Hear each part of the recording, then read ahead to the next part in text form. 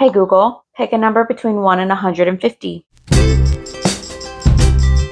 Hi friends, welcome back. This week we are going to be doing something new and a little bit unique. I have seen several other booktubers do something that is a similar concept to this, so I thought that I would try it too because it just sounds like a lot of fun. We are going to be asking Google how many pages that I have to read every day for a week. So how this is going to work is I'm going to ask Google to pick a number between 1 and 150. And whatever number Google chooses is how many pages I have to read that day. I did 150 because I wasn't really sure if anything above 150 would be feasible for everyday life or for my everyday life. Hi.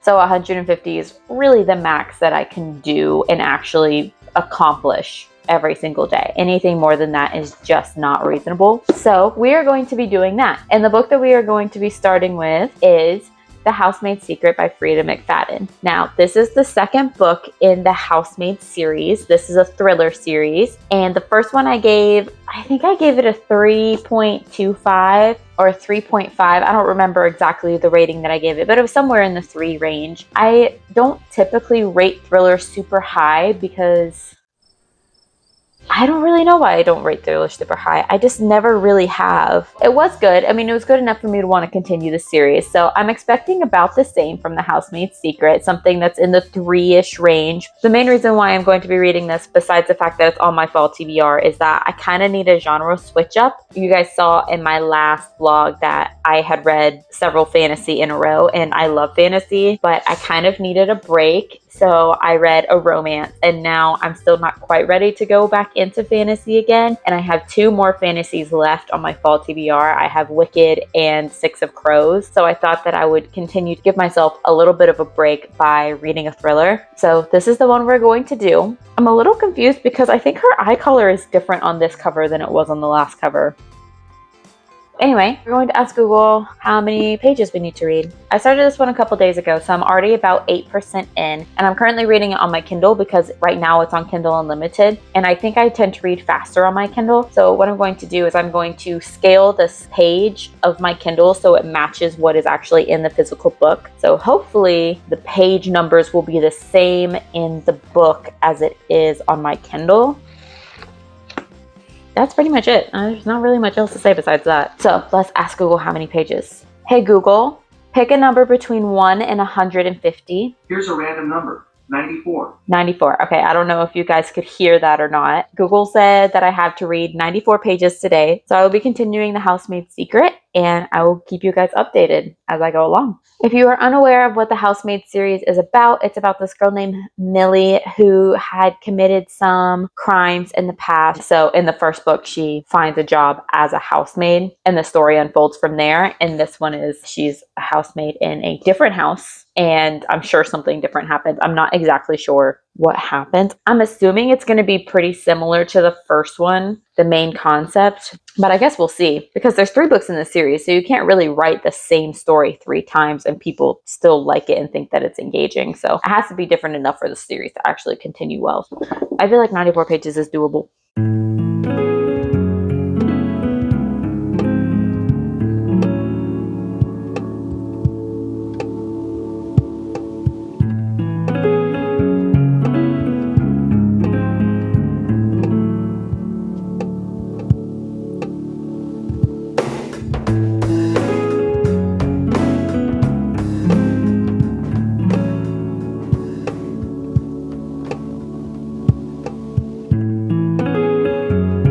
I am on chapter 16 of The Housemaid's Secret, which is page 78, and I have a little bit of a bone to pick with this book. A lot of people's least favorite thing about books, or one of their least favorite tropes in books, is the miscommunication trope. Millie takes the miscommunication trope to a whole new level. She's just withholding information from the people around her, and although I get it because she's trying to not reveal her past and the fact that she went to prison and stuff, she's also withholding that information from her boyfriend who she's been dating for months and months, and he's to the point where he loves her and he wants to move in with her, but the truth is he doesn't actually really know anything about her because she's literally just faking the entire relationship, and that's gonna come back and bite her in the butt so hard. And it's to the point where she really needs him. She needs to start talking about what is happening with somebody, but she can't because she's withheld this information. It's to the point where it's like, okay, now it's just going to hurt your relationship because it's like you've been dating for so long and you haven't told him anything. And so she uses that as an excuse to like keep not telling him anything. And it's driving me crazy. Like, how do you expect this to go? If you really like this guy, if you really care for him, then you need to actually let him into your life and like let him know what has happened in your life. It's a little infuriating. It's actually a lot infuriating. Anyway, I have about 10 chapters left, so I'm about halfway through my 94 pages. I forget sometimes how quick it is to read a thriller. The chapters are so short. They're only like 4 pages.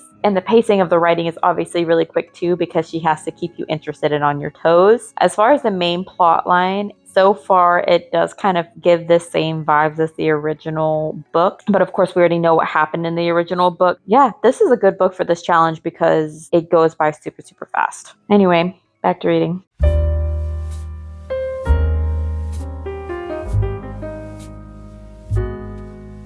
Welcome to day 2 of Google deciding how many pages I have to read each day. Yesterday we were supposed to read 94 pages and I ended up reading 96 because 96 would get us to the end of the chapter. So I just went ahead and finished the chapter. So we are on page 119, chapter 26. We are this far into the book so far. Despite the fact that I went on a little rant with you guys yesterday about how much I was really hating this whole like miscommunication, she won't even tell her significant other about her past kind of thing that I knew was going to bite her in the butt. First of all, it's about to happen. They're about to have to talk and he's like about to confront her about like, okay, what the heck is going on? But besides that little setback in the book, I'm actually enjoying this one more than I was the first one. Part of that maybe because I already know the character and so I don't have to learn the backstory, but part of it is honestly the story itself is a little bit better in my opinion, or at least the setup for the story I'm enjoying more. It is the same concept and I honestly am liking the way that this one is playing out better. I mean, nothing has really happened yet,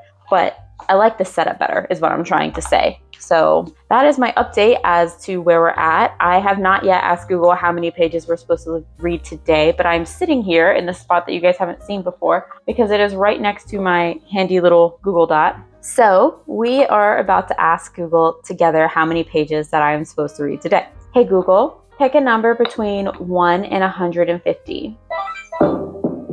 Here's a random number, 9. 9 pages?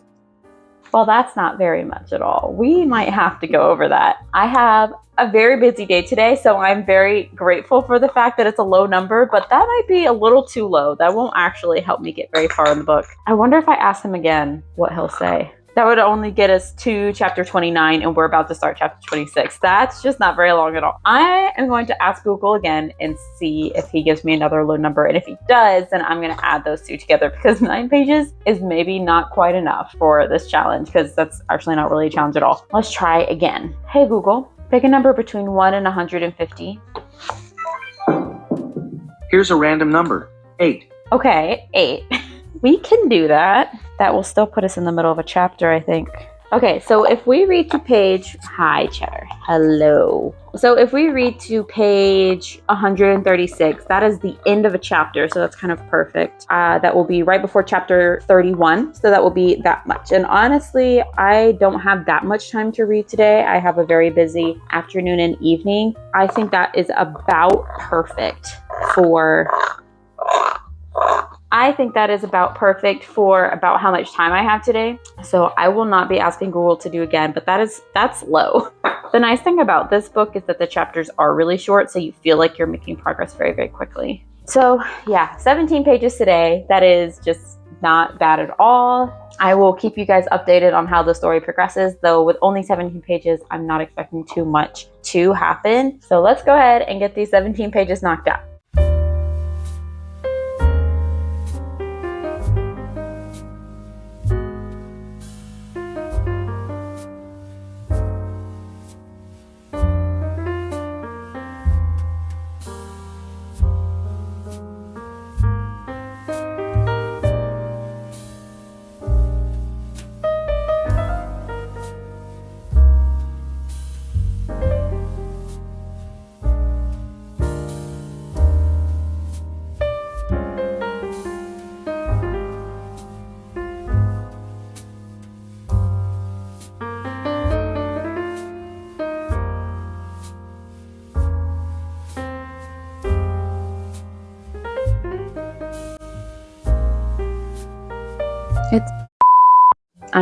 No spoilers, sorry.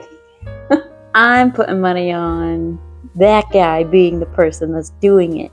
Oh, that's it? That is 17 pages. That did not take me long at all. It only took me like 15 minutes. And it kind of ended at a cliffhanger. There's someone that's been following her, and as soon as it says that the car door opens so we can see who it is. Oh, yep. Okay, I'm gonna spoil it for myself. It's exactly who I thought it was. That's good. That's so good.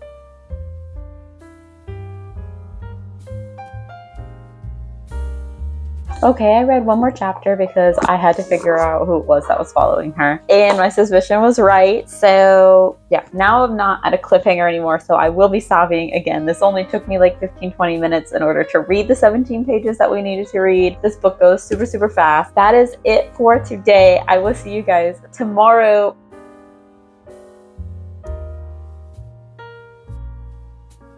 Hello friends, we are back. As you saw yesterday, we only had to read like 17 pages. Today is another crazy day because I'm actually going to a concert that is an hour and a half away tonight. So I don't necessarily have a ton of time to read. I do have the drive there, but I'm going to be driving part of the way, and I also have some editing that I need to do. So I don't have that much time to read, and I know I'm going to be too tired tonight after the concert. So hopefully we can get whatever Google says I need to do done today, but let's go ahead and ask Google how many pages I'm supposed to read. I'm next to my handy dandy Google Dot again. Hey Google, pick a number between 1 and 150. Here's a random number, 99. 99. Okay, I think we can do that. That doesn't seem impossible. So far, we have not had to read anything over 100 pages, which is a little surprising. I definitely thought that we would have done something over 100 pages by now. Let's see how far 99 pages is. 99 pages is this much of the book. That would get us to page 241, which again is in the middle of a chapter, but it's only 2 pages to the end, so we'll probably go to page 244. It'll be 101 pages technically if I finish the chapter, which honestly, I feel like that's a really good number because that means that we will have less than 100 pages left because the last page ends on 327.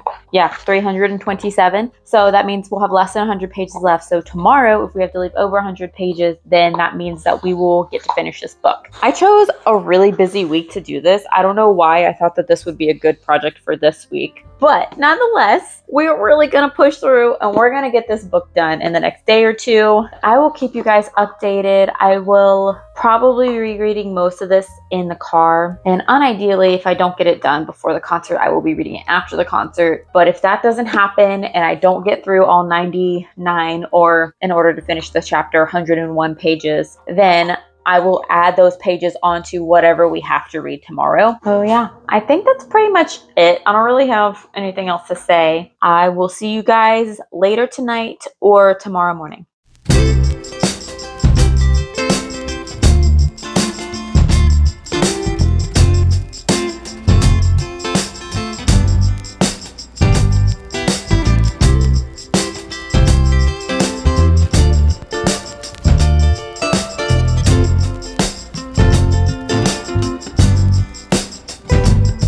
Hi guys, it is the next day, and as you can see by my sweatshirt, we are back from the concert. We had such a good time. I absolutely love them, and I got a really nice hoodie out of it, so that's always a plus. That being said, we had such a good time that I actually didn't get any reading done driving up to the concert last night, and I did not read before I fell into the bed at like 1 a.m. But I did end up waking up this morning and just reading a good chunk of what I was supposed to read yesterday, but I didn't get all of it done. I got to chapter 49 and I was supposed to get to chapter 56, so I only had a couple chapters that I didn't quite get to this morning before we drove home. And this afternoon, I didn't get a chance to read either because we actually had a new Barnes & Noble that opened right around the corner from my house. And so me and my friend went book shopping at that Barnes & Noble, and I got 2 books. I'll show you guys. So I got 2 books that I've heard a lot of really great things about. So the first book that I got is The Nightingale by Kristen Hanna. I have never read a Kristen Hanna book, but I have heard amazing things about her books. I hear that she does an amazing job with her writing style and that she also is very thorough with her research. This is a historical fiction book, so she has to be accurate about what was going on in that time period. This one I know is one of everyone's favorite. I think it's this one and Firefly Lane that are her top two books that people say that you should read first. So I got The Nightingale. I think the premise of this one just sounded a little more interesting to me, though they did have Firefly Lane as well. And I also got The 7.5 Deaths of Evelyn Hardcastle. I know very little about this book. If I'm being completely honest, I kind of bought it completely blind. I've only seen a couple people read it, but it's really thick and it's a mystery, or at least it was in the mystery section. Yeah, a gothic mystery. So I have never read a gothic mystery before, so I figured this would be a good way to branch out. So I got that book as well. Yeah, honestly, I am very happy with my picks from Barnes & Noble. There hasn't been a Barnes & Noble in my direct area in years. The closest one has been about 40 minutes away. So it's really nice to have one that's 10 minutes away instead. And I love thrifting for books. That's still going to be the main way that I go and get books is used. But it's nice to have a bookstore where you know you can get new releases right away, unlike at a used bookstore. So happy that Barnes & Noble is opening. I've been anticipating that for a long time. So back to the book that we are reading. This afternoon when I got home, I finished the reading that I was supposed to complete yesterday, and I accidentally read a couple chapters extra. And so I read 18 extra pages, but we're not going to count that towards today's page goal because that was just a fluke on my part. I got completely sucked into the book, and by the time I realized that I had read too far, it had been 18 pages, and I was like 3 or 4 chapters further along than I was supposed to be. So I'm hoping that Google will give us a high enough number today that we can finish this book because we have less than 100 pages left. In fact, we only have like 50 pages left in this book. So if Google gives us any higher than that, then we will also have to pick out a new book to continue this challenge with, which is super exciting. I have the Google Dot right here next to me. Hopefully you guys can still hear it even though I'm not sitting like right next to it. But let's go ahead and ask how many pages I'm supposed to read today. Hey Google, pick a number between 1 and 150. 101. 101. Okay, that's our highest number yet. Yesterday, I was supposed to read 99 pages, but the end of the chapter was on page 101. So technically, we have already read 101, but that's the highest number Google has picked for us so far. So, okay, yeah, that will definitely get us through The Housemaid's Secret, which is great. We'll finish this book tonight. So we have 65 pages left in this book, so we will definitely be finishing this one. And once we finish this one, I think that we need to dive into a fantasy again because I still have 2 or 3 left of those on my fall TBR. Hold. So the 3 fiction books that we have not yet started on my fall TBR are Six of Crows, Wicked, and The Girl with the Dragon Tattoo. We just read a thriller, so I probably will not be reading The Girl with the Dragon Tattoo next. So that leaves us with either Six of Crows or Wicked. I'm kind of leaning towards Six of Crows. Oh my gosh, I didn't even notice. This has pictures from the original Broadway show in the middle of the book. That's so cool. Look at that. That's amazing. That does make it a little bit more intriguing. And I know the film adaptation, I think that comes out this month too. So it would be good to read this one so then I can go see it in theaters and understand it a little bit more. Well, I guess either way, we're going to be reading both of these. So it's just a matter of which one I want to do. Let's see which one's shorter. Okay, so this one is 406 pages, and this one is 465 pages. So this one is longer. I don't actually know what I was supposed to get out of that. Did I want a longer book or a shorter book? I think once we finish The Handmaid's Secret, I think I'm going to go ahead and start Wicked. There are multiple reasons for this. One, I remembered that the movie is coming out later this month, and I want to be able to see that after reading this book. So I need to get started on it. It's also shorter, which is nice because I might be able to finish it in this vlog, depending on how many pages Google gives me every day. Oh, there's a map and everything. Yeah, this is so cool. The more I look at this book, the more I'm excited to read it. Once we finish The Housemaid's Secret tonight, we will be starting Wicked, and we will be able to get through maybe the first couple chapters of that. Let's go ahead and finish The Housemaid's Secret, and then when we're done, we will move on to Wicked.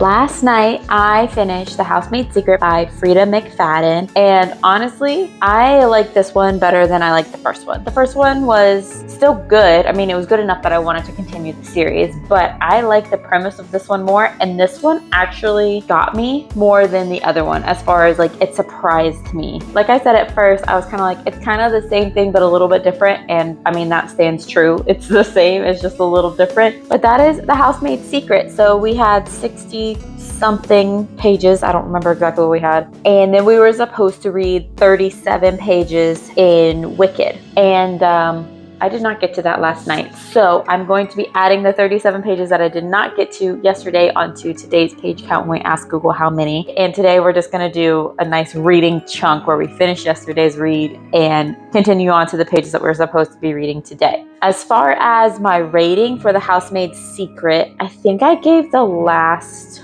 one like a 3-star. Not bad, but not great. I would say probably this one's more like a 3.5 or a 3.75. I'll let you know at the end of the video which one I land on because I'm still kind of deliberating a little bit, but I definitely like this one better than the first one. So if you like the first one at all, you definitely need to read the second one, at least in my opinion. Like I said, we will be starting Wicked today when we ask Google how many pages we are going to read. Hey Google, pick a number between 1 and 150.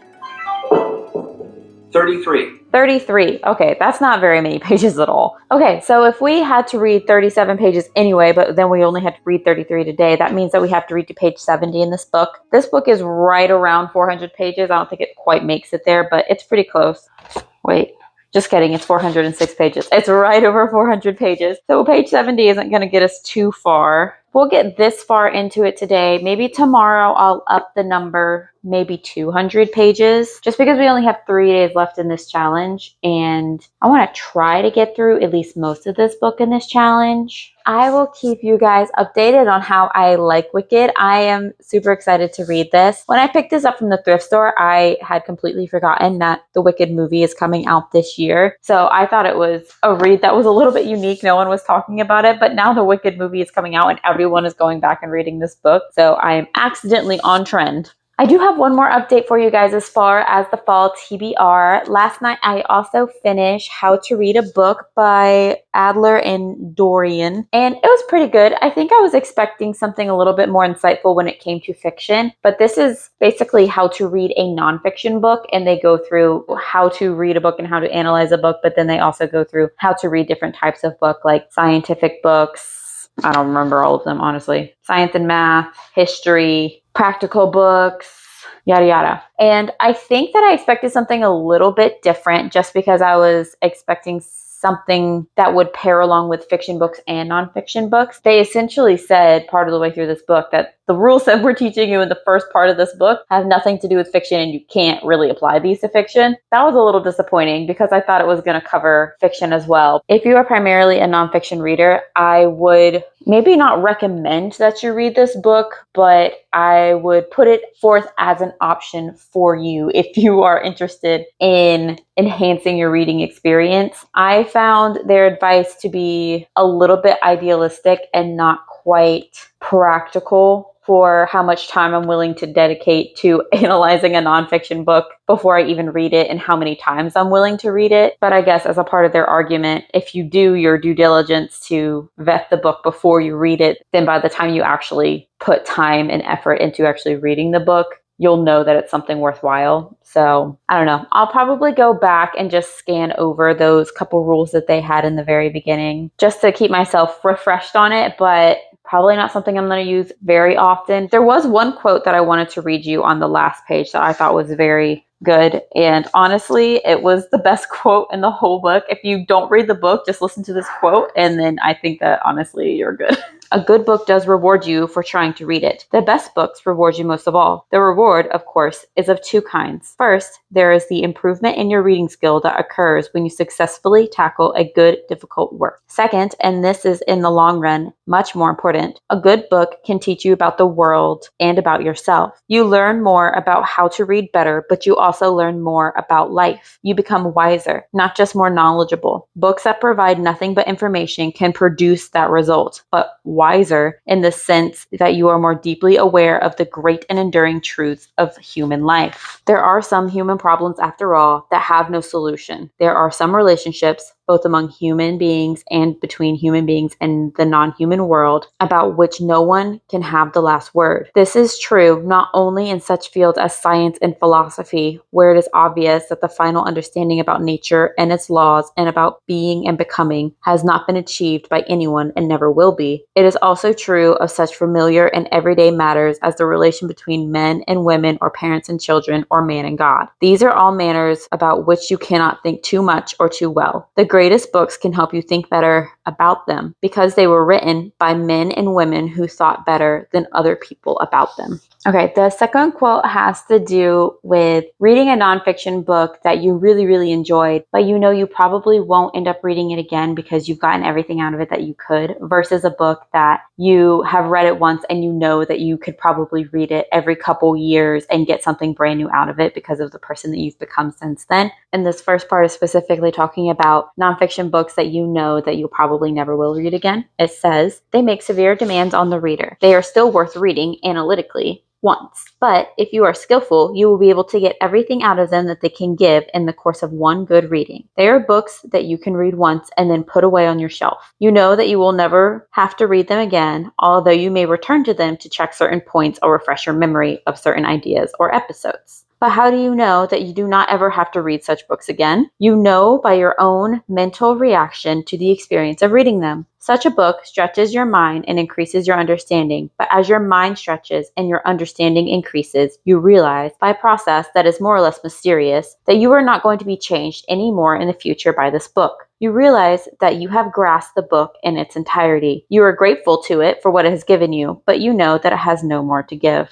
And there are very few books in life that you will encounter that cannot be exhausted even by the very best reading that you can manage. How do you recognize this? Again, it is rather mysterious, but when you have closed the book after reading it analytically to the best of your ability and place it back on the shelf, you will have a sneaking suspicion that there was more in it than you got. We say suspicion because it may not be at all at this stage. If you knew what it was that you had missed, your obligation as an analytical reader would take you back to the book immediately and seek it out. In fact, you cannot put your finger on it, but you know it's there. You can find that you cannot forget the book, that you keep on thinking about it and your reaction to it. If you return to these books, you will discover on returning that the book seems to have grown with you. You may see new things in it, a whole new set of things that you did not see before. Your previous understanding of the books is not invalidated, assuming that you read it well the first time. But it is true that it never was, and at the same time, it's just as true that as it ever was, and in the same ways as it was true before. But now it is true in other ways too. How can a book grow as you grow? It is impossible, of course. A book, once it is written and published, does not change. Only now begin to realize is the book was so far above you to begin with that it has remained above you and probably always will remain so. Since it is really a good book, a great book as we might say, it is accessible on different levels. Your impression of increased understanding on your previous reading was not false. The book truly lifted you then, but now, even though you have become wiser and more knowledgeable, it can lift you again, and it will go on doing so until you die. Those two paragraphs were so good, and honestly, they were the best part of this book. Those were the words that I have been trying to come up with in my own head for why I read fiction. Now, in this case, they were specifically talking about nonfiction books, but it could be fiction books. I am not sure what I'm going to rate this book, or even if I'm going to rate it at all. Rating nonfiction is a little bit harder because you kind of have to base it on what you got out of it, unless it's like a memoir or something like that. But I'm not sure. I'd probably put it in the 3-star range. Again, I'm unsure. Maybe I'll decide by the end of this video what number I want to use on it. But for now, we're going to go for 3-star range, with those 2 paragraphs being 5-star paragraphs.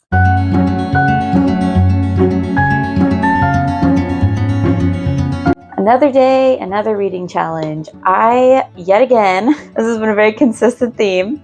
I did not finish reading everything that I was supposed to yesterday, though I did get fairly close. I probably got about halfway done, so I guess 2 days ago's reading, but not yesterday's reading. Today, I am determined to get caught up. I am absolutely going to do it. If it is the last thing that I do, if it is the only thing I do today, I am getting caught up on all the pages that I was supposed to read the past couple days, and we are doing this in its entirety. So let's go ahead and ask Google how many pages I have to read today, and then we will get reading because it's going to happen. It is going to happen. You watch and see. Hey Google, pick a number between 1 and 150. Here's a random number, 61. Page 132 is the next to last page of a chapter, so I will be reading to 133, and that will, look how far that'll get us. That's pretty far. We'll almost be to the pictures of the Broadway show that are in the middle. I don't know, did I show you guys these? I think they're so cool. As I said before, I didn't get all my reading done yesterday, so I'm still within the first 100 pages of this book. I'm gonna move over. So I'm not quite 100 pages into the book yet. So far, his writing style, like when he's describing scenes and stuff like that, his descriptive writing is really pretty. I really like it. So right now, I'm just to the point where Elphaba is born, right after she's born, so I'm still within the first 100 pages. And first of all, her father already sucks. He's already the worst, and I'm not a huge fan of the mother either. Oh, there's just some weird stuff in this book. And I know that Oz is like a weird land, so that's probably why he wrote it in there, but some of the stuff I'm like, and it's not necessarily like it's bad or weird enough that I don't want to continue reading it, because that's definitely not the case. But like some of the paragraphs, I'm just like, okay, that was weird. And then I'm like, okay, just move on. I'm sure it'll get better. Hopefully it will continue to get better and maybe a little less weird. Today, I will at least be getting to part 2 in this book. Hopefully once Elphaba gets to school, it will be a little less weird or cringy.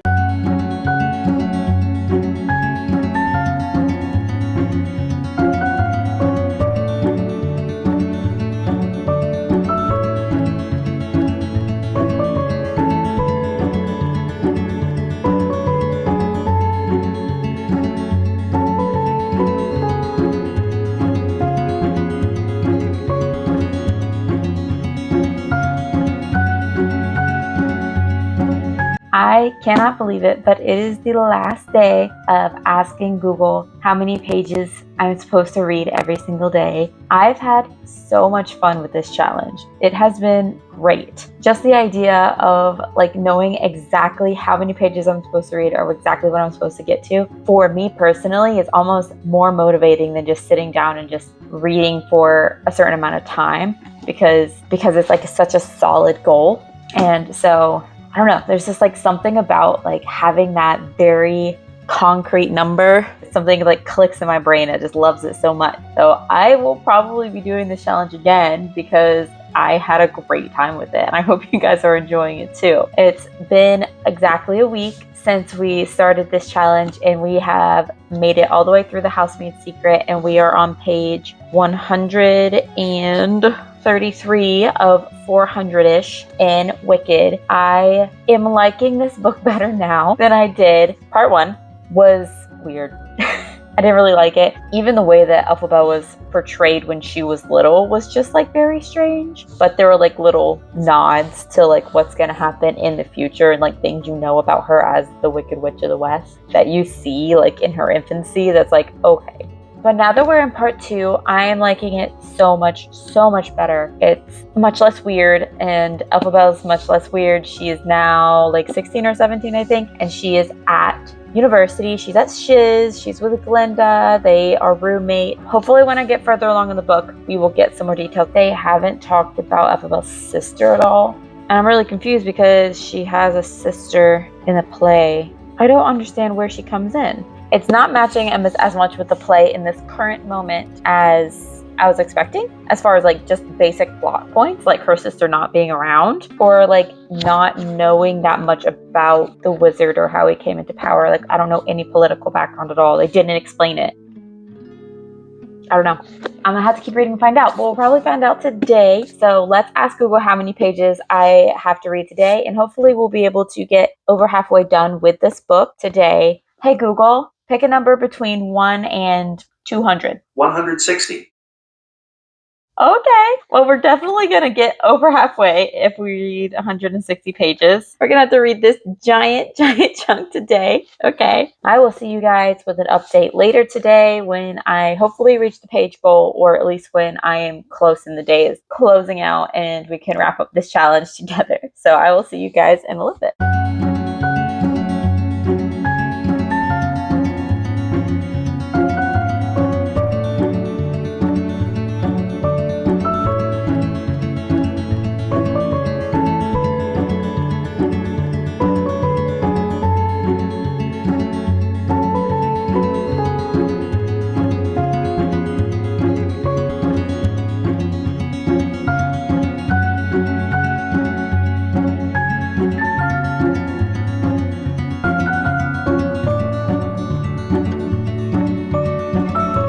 Well guys, we did it. We asked Google how many pages to read every day for a week, and this was so much fun. I had such a blast. I did not quite get to the 160 pages that we're supposed to be reading today, but hopefully I'll get to them tonight before I go to sleep. And my final update for Wicked is that it's fine, but it's not my favorite fantasy book that I ever read, and I think I was expecting to like it a little bit more. The second part of the book is what redeemed it for me. I was like, if it's gonna continue being as weird as part one, then I don't know if I want to keep reading. So I'm really glad that the weirdness cleared up. It got so much better once Glinda was there. She really lightened things up, and Elphaba, when she was older, it was really cool to see her transformed into someone who had a really sharp mind. And the sister did come in. It took forever. I will give you guys an official update when I finish the book in the next vlog, but for now I'm thinking it's leaning towards probably a 3-star. I don't know, there was just something about it that didn't capture me quite as much as I was hoping that it would. The other book that we read was The Housemaid's Secret by Frida McFadden. I told you guys that I wasn't quite sure on this rating, but I think I'm going to settle on a 3.5. See, now I'm second guessing myself. Do I want to do a 3.25? No, I feel like I liked it better than a 3.25.